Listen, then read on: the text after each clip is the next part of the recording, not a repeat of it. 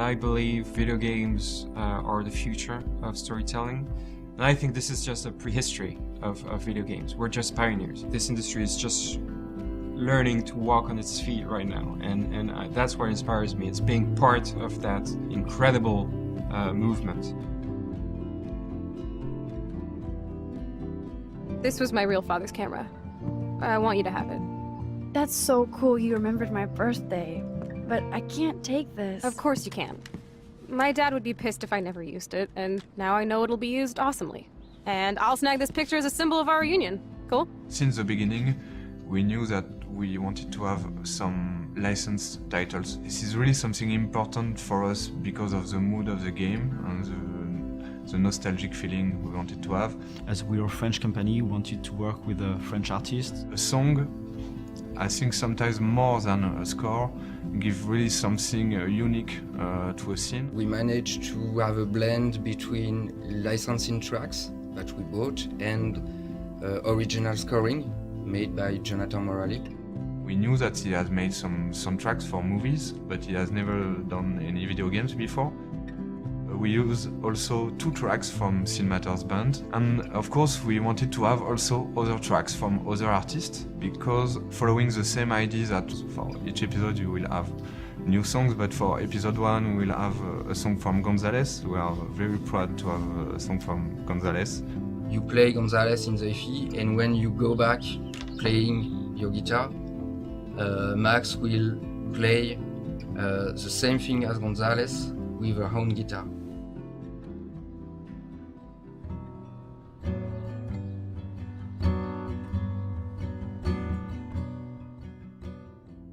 We have a song of Angus and Julia Stone, who are great artists also, and since the beginning of the game we have some Angus and Julia Stone music on a lot of scenes in the game. This is, their songs work very well with our game and with our mood. And also when Chloe is putting some music in her room, she will put a Sparkle Horse title, the great title with PJ Harvey singing on this one. And we can use also the music to describe something more about the characters by their choices. For example, the music that Chloe we are going to listen is not the same as the one of Max. For this game, we knew that we wanted to deal with more intimate feelings, some nostalgic aspect. For us, Life is Strange is more like an indie movie sort of vibe, like compared to a blockbuster, it's more like a Sundance movie. So we thought that going for a realistic rendering wouldn't work this well for this project, because we really wanted to have this slow-paced and intimate feeling with the game, and we thought that having this hand-painting feeling would really allow the player, the viewer, to put some of their own imagination and on their own feelings to what they were looking for. At the very beginning, the scene is completely blank, and piece after piece we create the environment. Usually we start with walls and we have details, and I like to put some small stuff like that.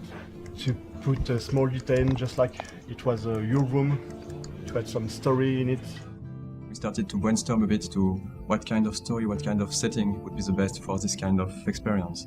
So we thought that to play a teenager could be really interesting, because this is a period of your life when your choices will matter the most and define who you will be as an adult. We knew that we wanted to have this nostalgic feeling, and that's why we decided to go for this story, this coming-of-age tale of an American teenager in a small city in the Pacific Northwest.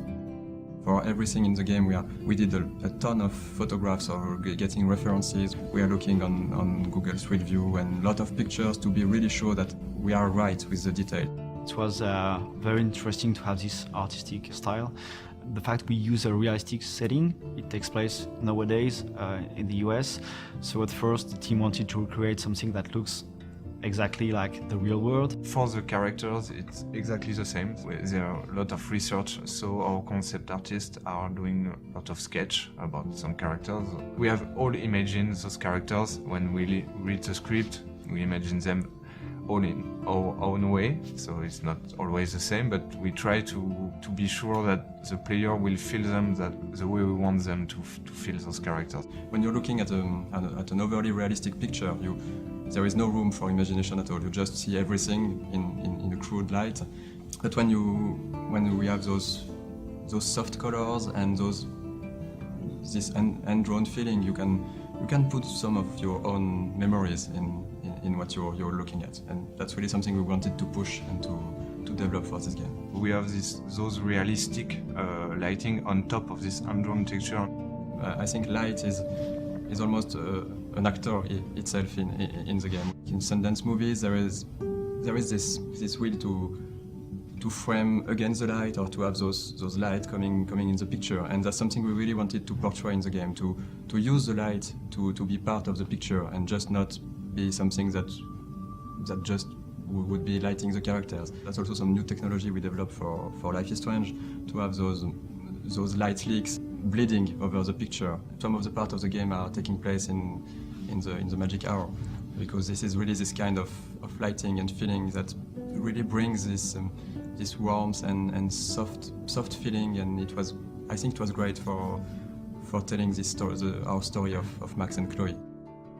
This effect is composed about 7 or 8 different layers of elements, and it was a very big challenge to make it work. The effect is one of my largest effects, not most complex, but largest effects I've ever done.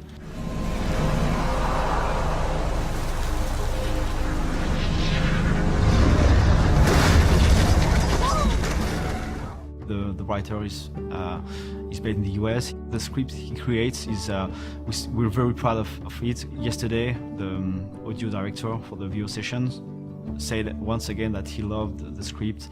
She looks like a model. That was her plan. Our plan. Get the hell out of Bigfootville and into Los Angeles. What about your mom? What did Joyce think about all this? In a game with such a heavy narratively driven game, voice acting is really important, and we really wanted the voice actors to be American, and so we looked for a different studio, and we decided to went for a studio located in Los Angeles, working with American actors. We attend remotely the sessions in Hollywood, in Los Angeles. So we have a day that starts at 10, and around 6 p.m. we have to start the second day of the day and attend the recording session until 3 a.m. I say we have some really talented voice actors with the game. We're really happy with them. The actress playing Chloe her name is Ashley Birch, and she's quite famous in the video game industry because she's making a lot of videos calling Watcha playing Hatch. Hey Ash. We're really happy at what she brings and all the actors brings to the characters. When we record the session, they give something more to the characters. Each session is really something unique, having this quality for the game. We are really happy with the voice actress we have for Max. Her name is Hannah Tell. We're really happy with the way she's portraying Max. What's great is that everyone's enjoying this game right now. It's very different from what you're used to see. I smile when I play the game, when I discover some hidden stuff I hadn't seen. We have a lot of Easter eggs hidden here and there, and it's really an enjoyable experience. We've now basically gathered an extremely talented pool of producers, animators, game designers, level designers, concept artists, sound designers. Everywhere in this building you'll see extremely talented people.